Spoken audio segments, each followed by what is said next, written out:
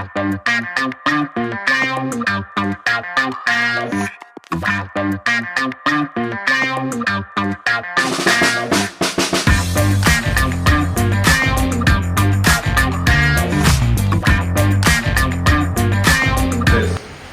bienvenidos a Laboralmente Hablando, tu espacio tras una jornada de trabajo.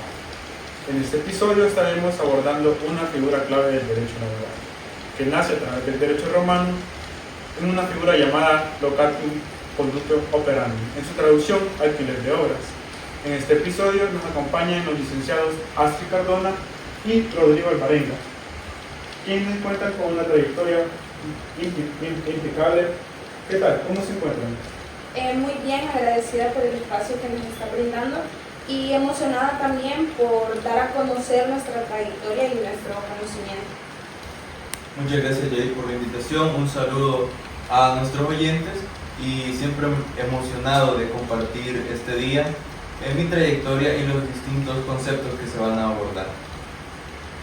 Para abordar y darle iniciativa a esta temática de la figura del contratado individual de trabajo, hago la primera pregunta: ¿cómo nace el contrato individual? ¿De dónde viene esta figura? Ok, cabe recalcar que esto no nace de la nada. Como ya anteriormente tú lo mencionabas, este viene del derecho romano, que es una figura que, como ya lo mencionaste, que viene de locatum conductio operandi, que era básicamente el alquiler de trabajo, que únicamente se conocía así, llamémoslo, y que no había protección a los derechos del trabajador, únicamente se quedaba prácticamente en lo que es: yo trabajo, tú me pagas y nada más en eso. Sí, también hay que resaltar que no se contaban con garantías sin derechos.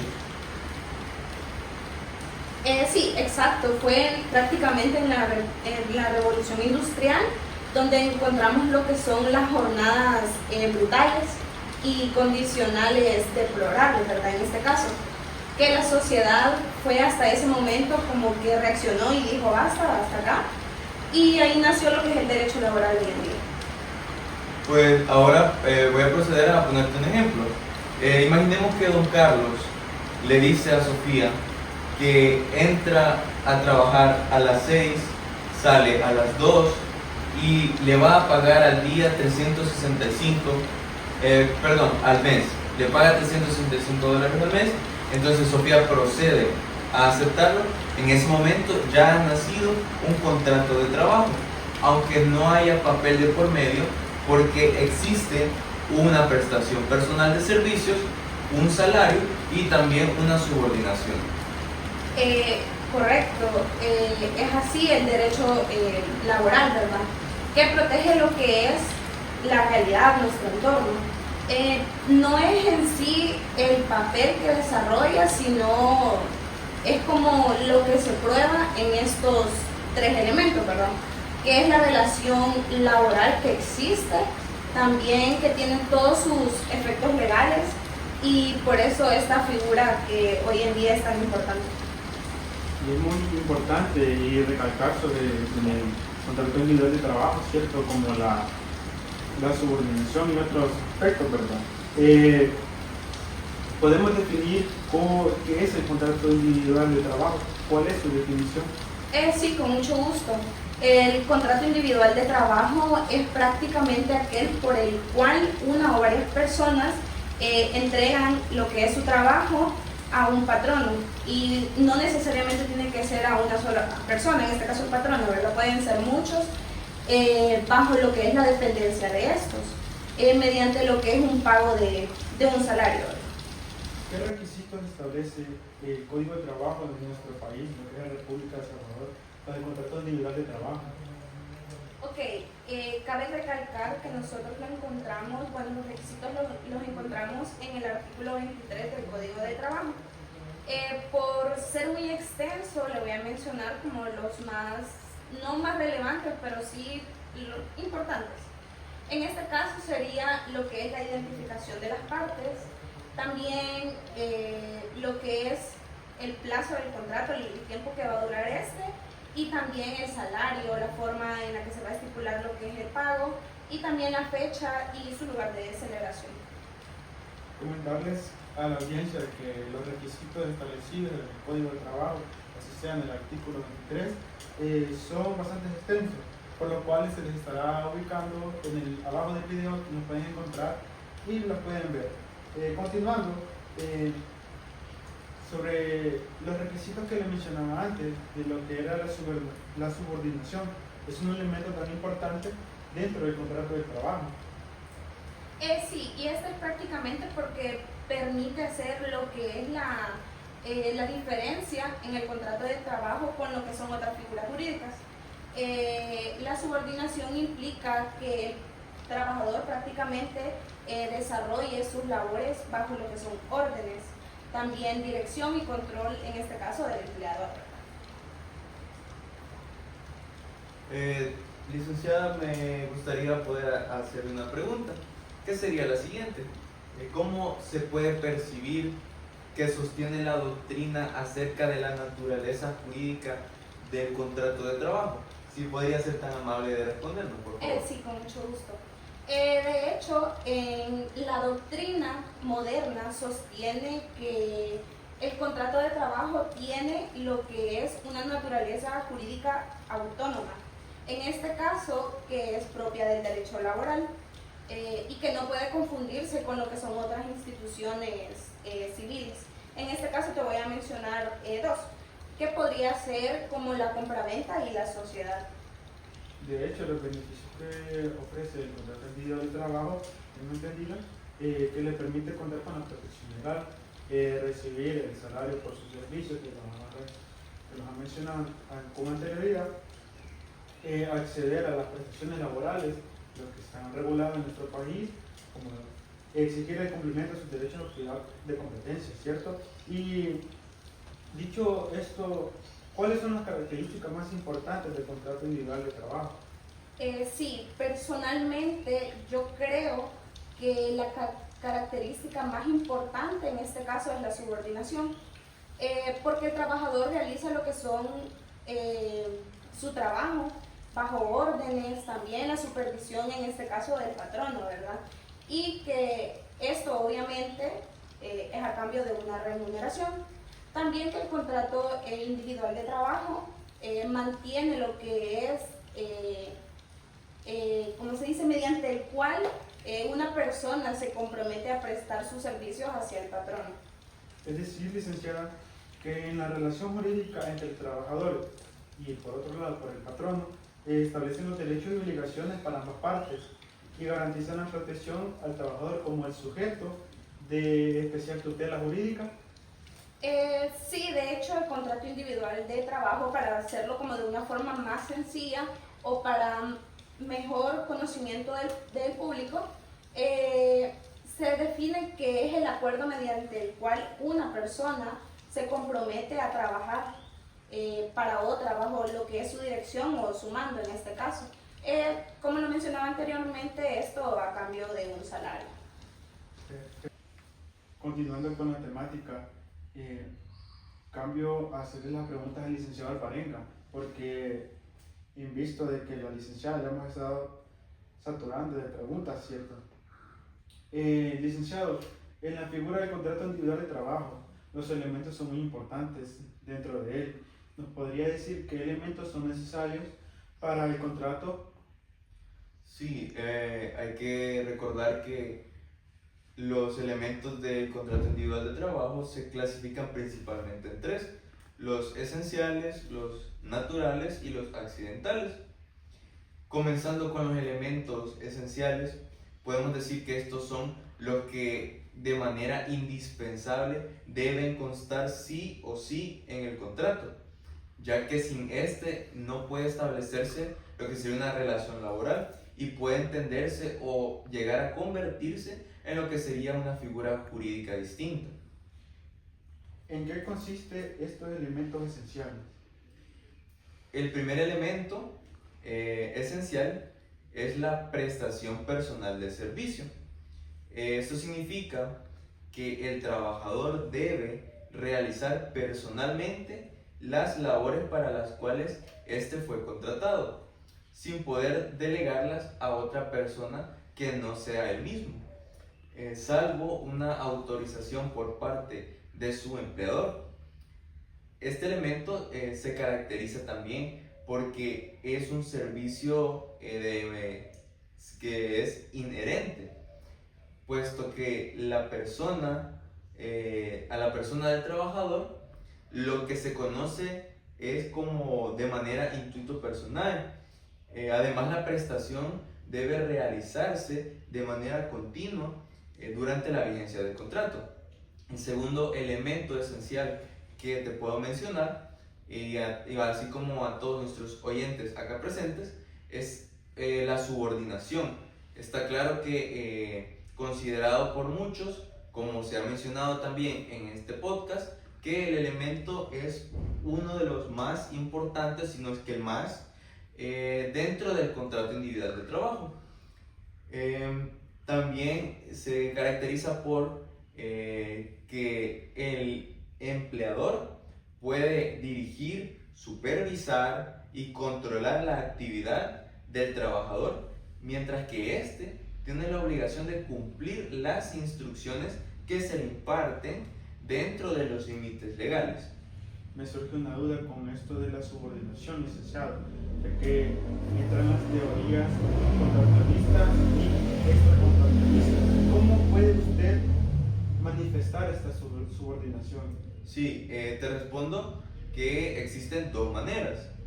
La primera es la dependencia económica, que ocurre porque el trabajador obtiene su sustento mediante la remuneración que recibe del empleador. La segunda es la dependencia jurídica. ¿Por qué? Porque se refleja en la facultad del empleador de establecer órdenes, horarios, reglas y mecanismos de control sobre el trabajo realizado. El tercer elemento también que puedo mencionarles acá es el salario, ya que es una contraprestación económica por los servicios que el trabajador ha rendido en el trabajo, que lo distingue claramente en el contrato laboral, ya que las actividades gratuitas pues no pueden existir, o si lo es, no se trataría específicamente de un contrato individual. Puede fijarse un tiempo, una obra, una comisión o de forma mixta. La ley protege mediante principios como su irrenunciabilidad y la obligatoriedad del salario mínimo que esté vigente. Con respecto a los elementos esenciales de los que nos ha desarrollado con continuidad, también tengo entendido que existen los llamados elementos naturales. ¿Cómo nos puedes explicar estos elementos naturales? Sí, estos son aquellos que la ley incorpora automáticamente al contrato de trabajo, aunque las partes no los hayan pactado expresamente. Entre ellos encontramos la jornada de trabajo, el tiempo en el cual el trabajador permanece a disposición del empleador, también está la misma prestación de sus servicios. Encontramos los descansos, las vacaciones, derechos irrenunciables destinados a garantizar la salud y el bienestar del trabajador. Asimismo, forman parte de los elementos naturales las prestaciones legales, como el aguinaldo, la seguridad social y las indemnizaciones que la ley reconoce a determinadas circunstancias. Con respecto a los elementos accidentales, ya que mencionó sobre los esenciales y de los naturales, ¿cómo puede explicar usted sobre estos elementos esenciales? Accidentales, perdón. Sí, son aquellos que las partes propiamente pueden incorporar al contrato, siempre que no afecten los derechos mínimos reconocidos por la legislación laboral. Dentro de estos elementos podemos encontrar el periodo de prueba, que permite a las partes evaluar la conveniencia de mantener la relación laboral antes de consolidarla de forma definitiva.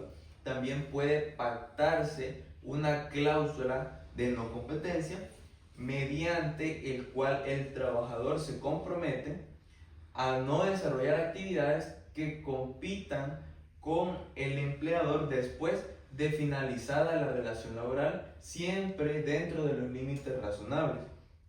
Pueden establecerse bonificaciones e incentivos adicionales como bonos de productividad, seguros médicos o beneficios complementarios. Dejando por un lado los elementos, la clasificación que usted les da respecto, entrando a lo que venía siendo el ámbito del contrato, con respecto a las partes como el trabajador y el empleador, ¿cómo los definiría? Pues yo lo definiría de la siguiente manera, y es que el trabajador es la persona natural que presta sus servicios bajo la subordinación que la hemos mencionado bastante y también la dependencia, mientras que el empleador puede ser una persona natural o incluso una persona jurídica, como bien es conocido, que recibe esos servicios y también paga la correspondiente remuneración del mismo trabajador. Sí, yo también tengo como una definición propia, llamémoslo así, y en este caso los contratos de trabajo pueden, llamémoslo así, clasificarse. En este caso puede ser por su forma y por su duración, claramente, ¿verdad? También que por su forma pueden ser verbales o escritos. El siguiente, que es por su duración, pueden ser contratos por tiempo, llamémoslo así, indefinidos, y contratos a plazo fijo.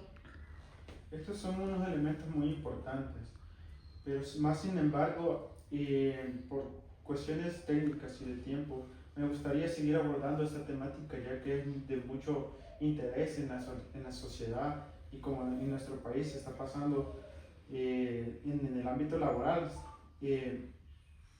pero por cuestiones, como les digo, de tiempo y cuestiones técnicas, este episodio del podcast Laboralmente Hablando lo hemos dividido en 2 sesiones, en las cuales ellos estarán hablando sobre las características y demás formas.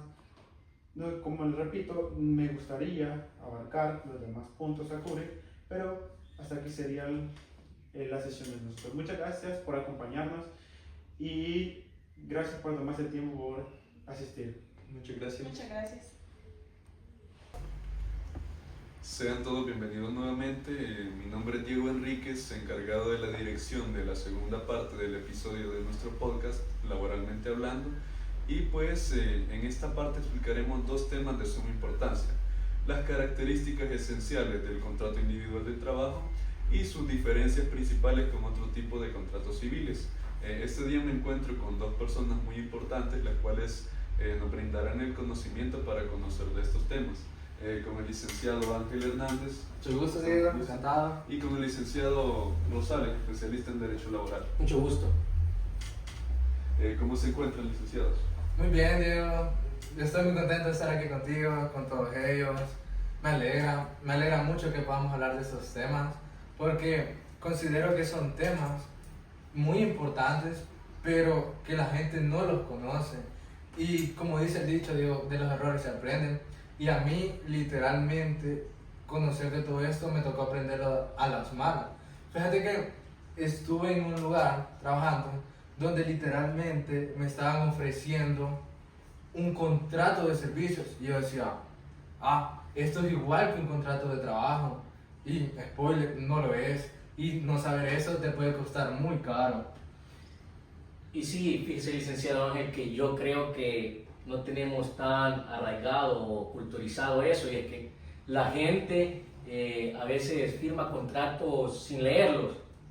Vemos el papel y quizás tenemos un exceso de confianza y no sabemos lo que estamos firmando, solo vamos y ponemos nuestra firma, y pasa que después sucede que nosotros pensamos por qué él actúa así o por qué me están dando órdenes, pero realmente eso estaba dentro de las cláusulas del contrato. Entonces, ¿Qué les parece si arrancamos con este episodio y nos adentramos más en el contenido de este?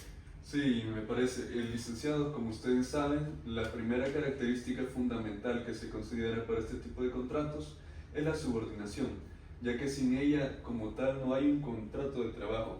Si no hay subordinación, ese contrato no existe. Así que Nicolás, si nos puedes enriquecer con tu conocimiento. Sí, con mucho gusto. Para empezar, tenemos que la subordinación es aquella limitación a la autonomía que tiene la voluntad del trabajador, me voy a entender. Esto es a lo que se refiere la llamada prestación de servicios. En unas palabras más simples para nuestra audiencia es cuando uno firma un contrato de trabajo, acepta seguir cada una de las condiciones y de las órdenes, del patrono o de su representante. No se hacen las cosas como uno quiere, por decirlo así, sino que como a uno se lo indican. Fíjate, Diego, perdón la interrupción, yo me acuerdo que cuando yo comencé a esto en mi primer trabajo, después de que mi jefe me comenzó a leer todas las cláusulas del contrato, ¿verdad? Después de esto, yo decía en mi mente, bueno, ¿y qué se cree? ¿Por qué me quiere dar órdenes a mí? Como ustedes saben, a veces nosotros podemos llegar a ser soberbios y orgullosos. Entonces yo decía, ¿yo por qué tengo que hacerle caso a él? ¿Él quién es? ¿Quién es para darme órdenes a mí? Pero después, investigando, llegué a la conclusión de que él jurídicamente tenía razón, porque desde el momento que yo firmé el contrato, yo me sometí a una relación de subordinación. ¿Por qué? Porque yo dependía económicamente de él y gracias a los servicios que yo prestaba. Bueno, entonces, no sé quién me podría explicar acerca de puntualmente cuáles son esos poderes que tiene el empleador, porque obviamente no sería solo mandarnos, sino que también tendría otra serie de poderes que pues me gustaría que explicaran para la audiencia presente. Sí, Diego, yo te lo explico con mucho gusto. Y es que son varios y estos están muy definidos, para empezar. Y es que tenemos primero el poder de mando y de dirección, que básicamente es dar órdenes para poder lograr una mejor producción. Relativo a y después tenemos el poder de organización, y es la estructura que siguen las empresas para poder jerarquizar al personal. También tenemos lo que es el poder de planificación. En básicamente se decide qué producir y la manera de cómo debe hacerse. El patrono, que es quien organiza la actividad productiva y fija de esta remuneración para toda la audiencia, y está dentro de los límites establecidos por la ley, ya sería salario mínimo, contrato individual, el contrato colectivo y la legislación laboral correspondiente. Dicho poder está también seguido del poder de fiscalización, que básicamente es la supervisión que el trabajo se ejecute como fue ordenado, es decir, que se lleve al pie de la letra según las indicaciones que el patrono ha dado a sus trabajadores. Y el poder disciplinario, que sería el último, que hace referencia más a lo que son las sanciones, las faltas cometidas y lo que debe incumplir cada trabajador. También me gustaría profundizar acerca de uno, que es el ius variandi. Se dice que genera muchas confusiones, pero en esencia es la facultad que tiene el empleador de generar ciertas variaciones, por ejemplo, modificaciones organizativas razonables que no afecten al trabajador esencialmente. No sé quién me podría ejemplificar más o menos. Fíjate que eso me pasó a mí. Un día llegué y me dijeron que me cambiaban de área. Yo dije, ¿cómo? ¿Por qué si no me avisaron antes? O sea, diferente horario, todo. Yo dije, no pueden hacer eso sin consultarme. Pero el ius variandi sí lo permite. Pero como yo no lo conocía, obviamente yo me sorprendí. Yo dije, ¿cómo me van a hacer eso? Pero la verdad es que el ius variandi sí permite esto. Pero tiene límites muy claros. No pueden reducirte el salario ni cambiar las condiciones esenciales del contrato de forma abusiva.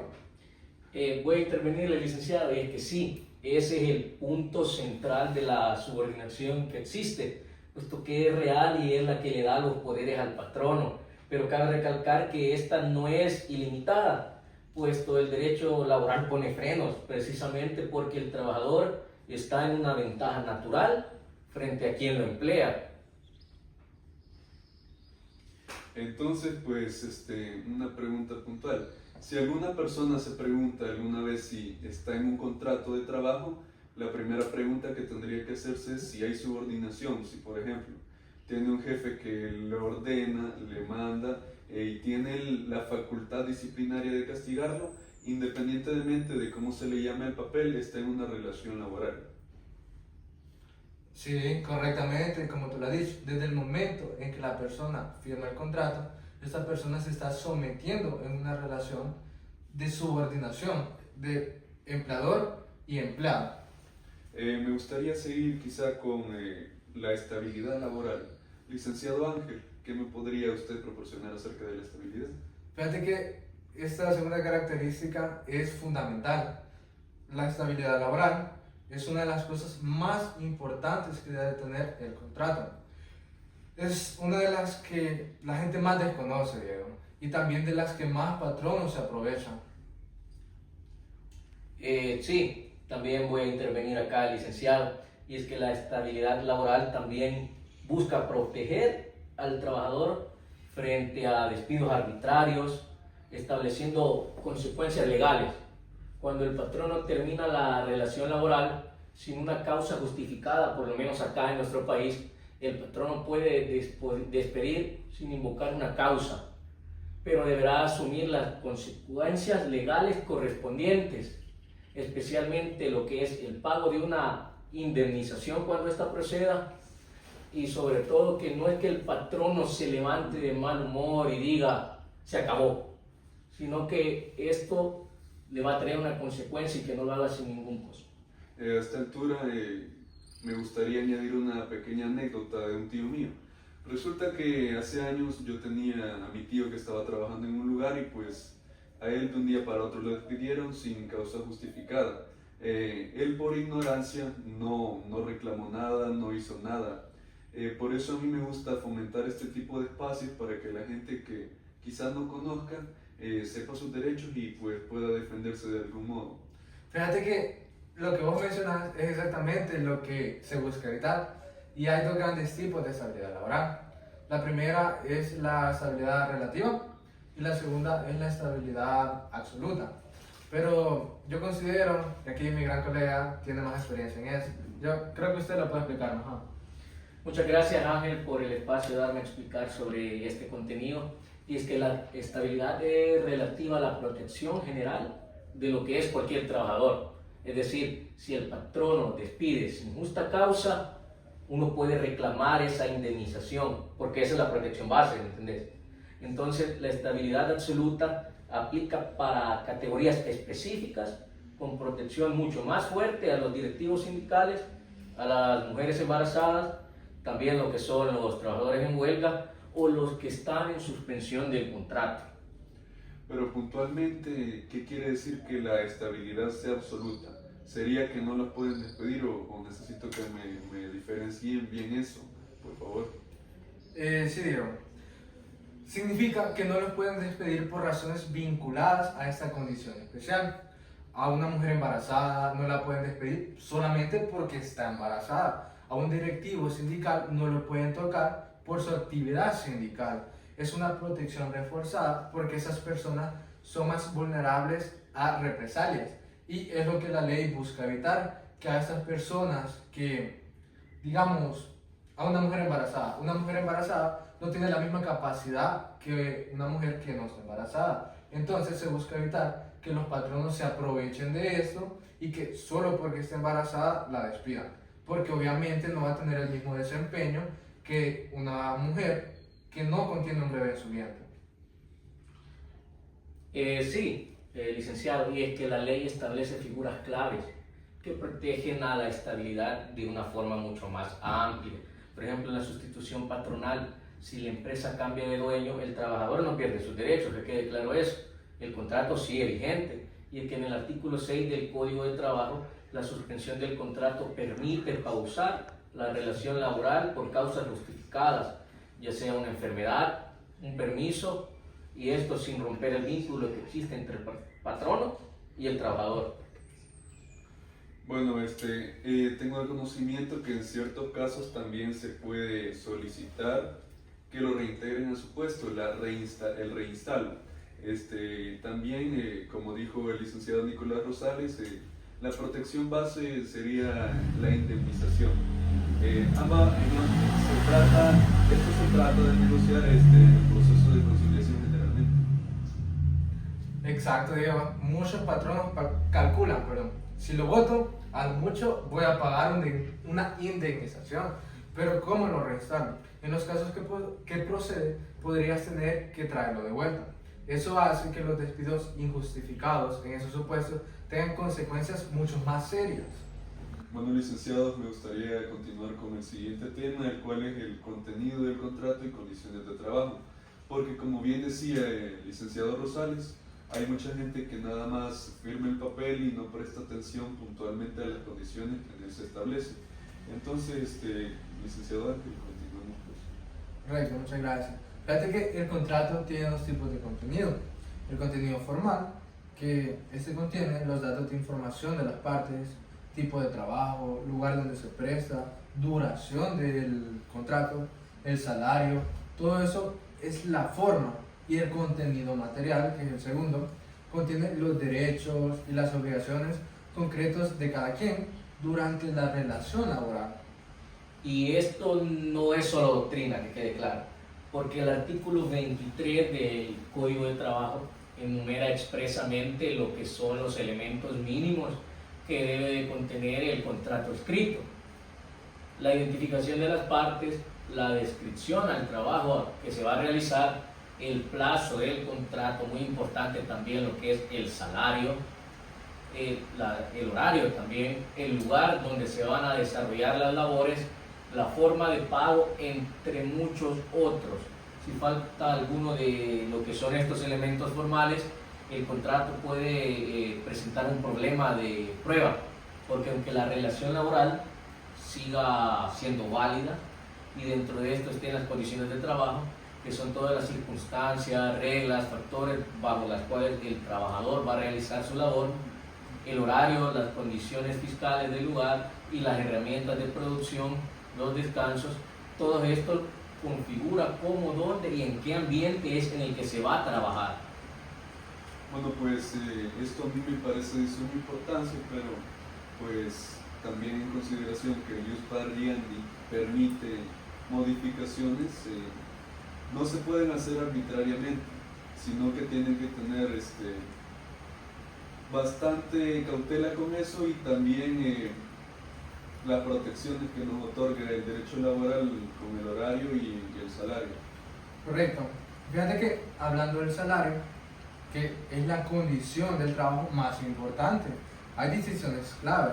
El salario nominal es el que aparece en el contrato, lo que se paga efectivamente. Y el segundo es el salario real, es el poder de compra que ese dinero realmente tiene. Y muchas veces hay una brecha entre los dos. Y como te digo, el salario creería yo que es de lo más importante, porque ¿quién va a trabajar sin que le paguen? Yo creo que nadie va a trabajar solamente por diversión o por hobby. Vamos porque pretendemos ganar una remuneración. También cabe recalcar que está lo que es el salario básico. Este sirve de base para calcular lo que son las prestaciones, el salario mínimo, que es el piso por debajo del cual ningún contrato puede pagar menos de lo que está establecido. El salario especie, que en este caso es cuando parte de la remuneración se dan en bienes, y lo que es el salario mixto, que combina dinero y especie, ¿me van a entender? Sí. A mí también me gustaría introducir que el salario tiene protecciones tanto por acreedores del patrono y pues también de acreedores del trabajador, y pues existe cierto límite por el cual puede ser embargado. Correcto, y eso hay que decirlo claramente. Si alguien te debe dinero y sos trabajador, no pueden embargarte todo el salario. La ley protege una parte mínima para que puedas seguir viviendo. Eso es parte del carácter alimentario del salario como derecho del trabajador. ¿Por qué?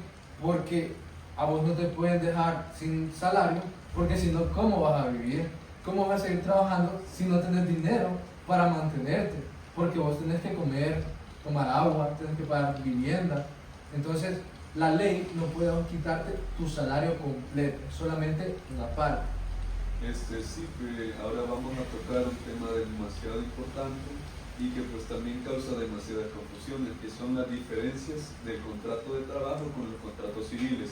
El licenciado Rosales, podría... Sí, llegamos a lo que es el segundo aspecto fundamental de hoy, y es que a mi parecer me parece fascinante lo que es, porque es donde uno entiende por qué el derecho laboral existe como rama separada e independiente, porque hablemos de que el contrato de trabajo no es un contrato civil, eso que quede muy claro, no es un contrato civil, y como se distingue de cada figura que históricamente intentó absorberlo. Bueno, y eso me parece demasiado importante, y claro que no es solo teoría, porque el licenciado Ángel al inicio nos comentaba que a él le dieron un contrato de servicios, haciéndolo pasar por un contrato de trabajo, pues. Y eso pasa por distintas causas, pero nosotros veremos la no confusión, o sea, vamos a diferenciar cada contrato civil con el contrato de trabajo. Totalmente, digo. Y cuando entendés las diferencias, entendés también cómo defender. Licenciado Nicolás, con el contrato de arrendamiento, no sé si podría aportar. Sí, fíjate que lo que pasa con el contrato de arrendamiento es que fue el primer intento histórico de llegar a asimilar el contrato de arrendamiento. La lógica viene que el trabajador arrienda su fuerza de trabajo, cosa que está equivocada, al patrono por un tiempo, y el patrono paga una renta, igual que arrendar una casa o un local, pero eso no es posible, porque uno como trabajador no es objeto, sino persona. Entonces, el trabajo no se arrienda, y eso que quede claro. Sí hay una base histórica, pero nada que ver con la actualidad. Me gustaría hacer una pregunta al licenciado Ángel. Esencialmente, ¿cuál es el problema con dicha comparación que menciona el licenciado Rosales?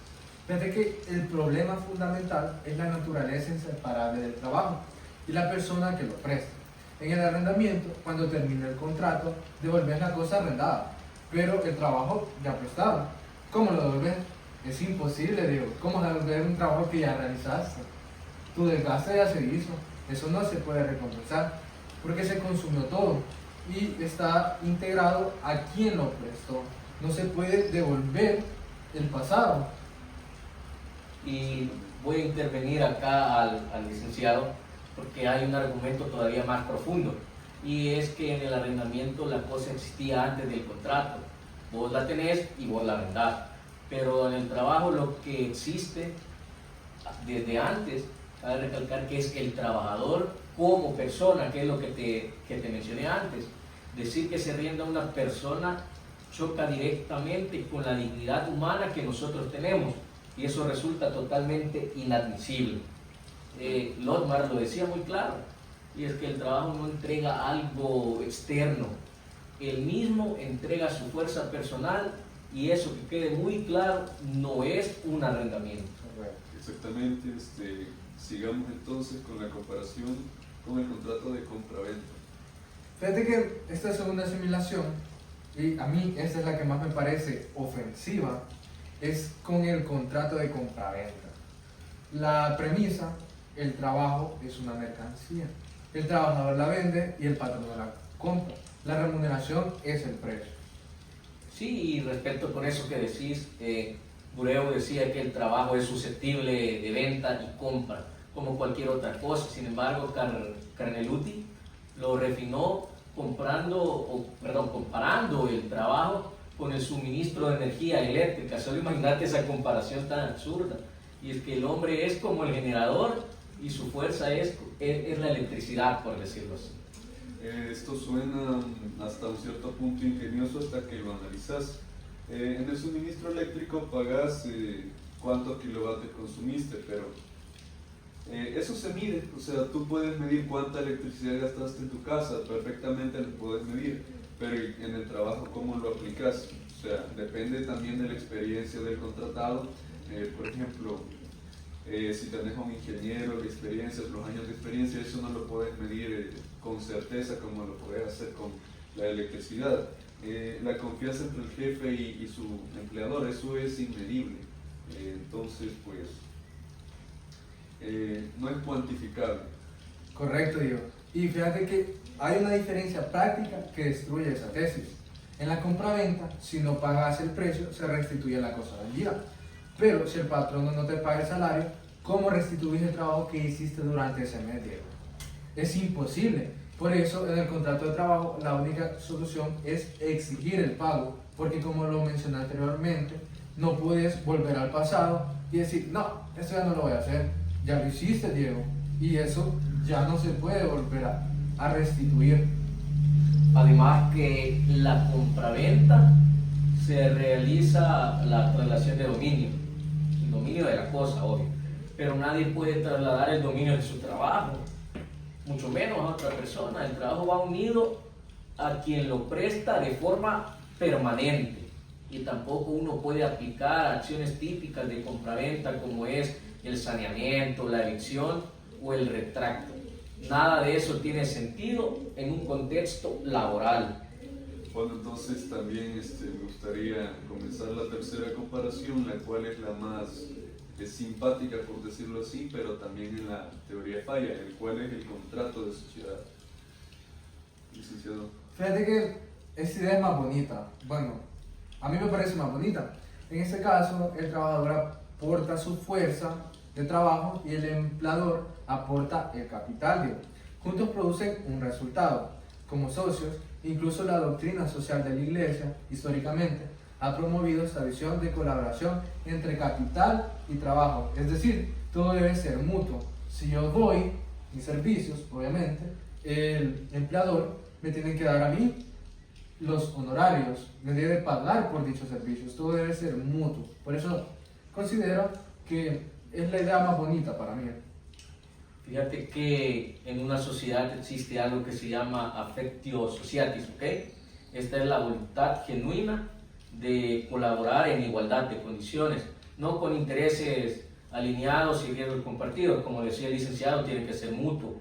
¿Eso existe en la empresa real?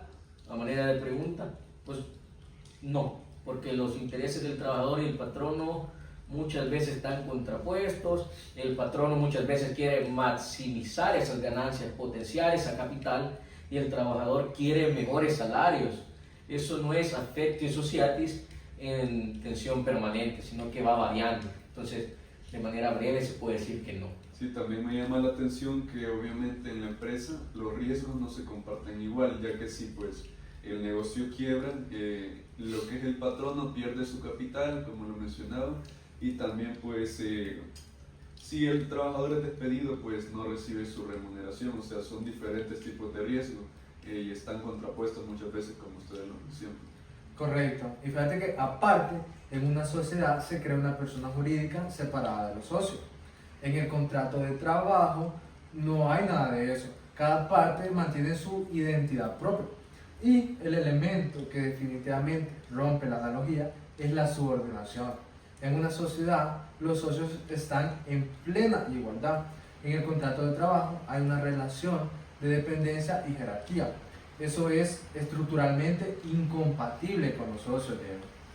Sí, quedó bastante claro. Me gustaría seguir con la comparación con el contrato de mandato. ¿Me podrías?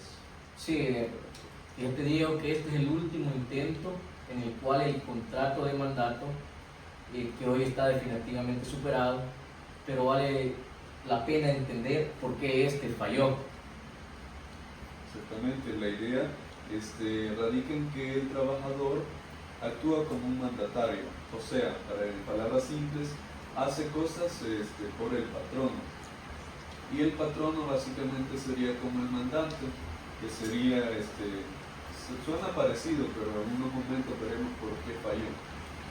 Pero, perdón, interrupción, pero el mandato tiene por objeto la realización de actos jurídicos.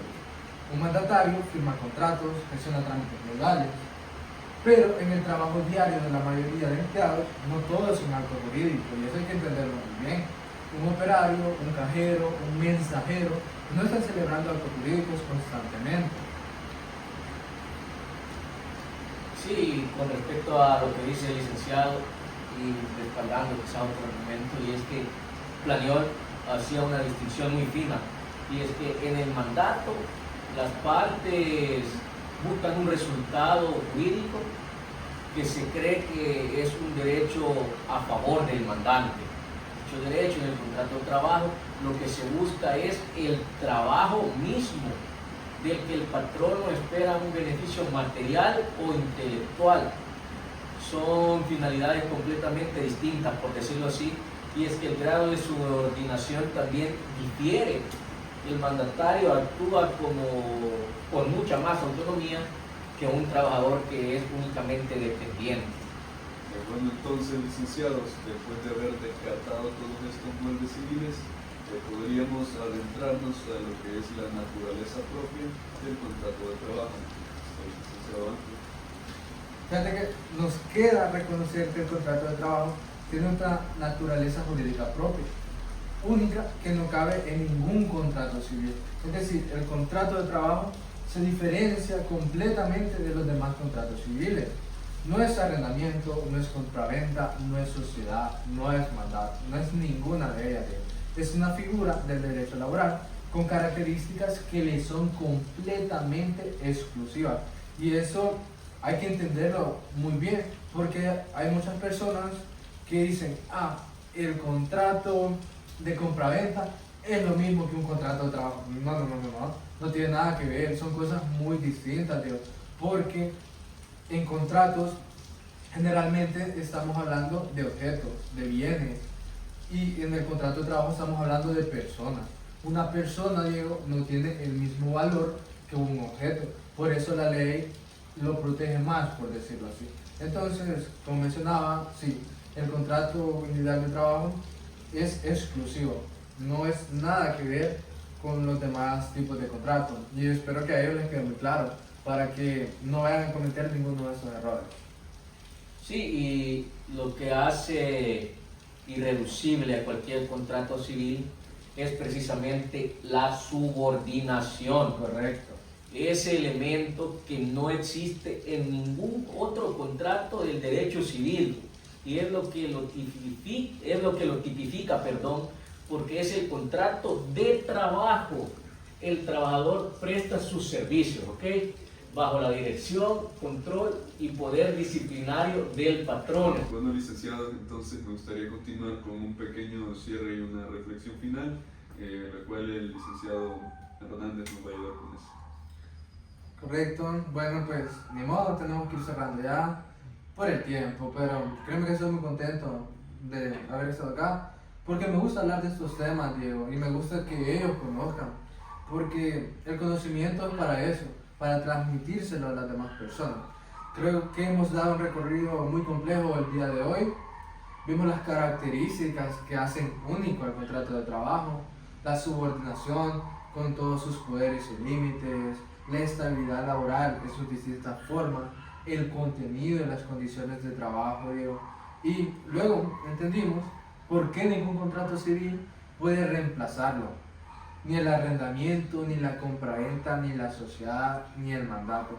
Y espero que todo les haya quedado claro, porque es muy importante que conozcan y llévense estos conocimientos a casa, porque son cosas que considero les van a servir a lo largo de la vida, y no dejen engañarse de nadie. Por eso es muy importante que hayamos platicado de esto y que todos conozcan de ello.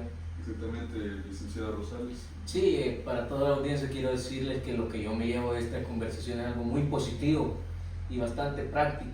Si mañana alguien les ofrece un contrato de servicios, pero en la práctica uno tiene que saber que uno tiene un horario fijo, un jefe que te da órdenes, que te supervisa y que te puede sancionar. Ese es un contrato de trabajo disfrazado, y uno tiene de sus derechos laborales independientemente de cómo le llamen a ese papel. Totalmente, licenciados. Conocer las características del contrato individual de trabajo nos puede indicar cuando estamos siendo privados o no de la protección que la ley brinda. y eso es una matiz práctica muy importante. Entonces, pues muchas gracias por haber venido y hasta la próxima. Hasta la próxima, mucho gusto. One is the loneliest number that you'll ever do.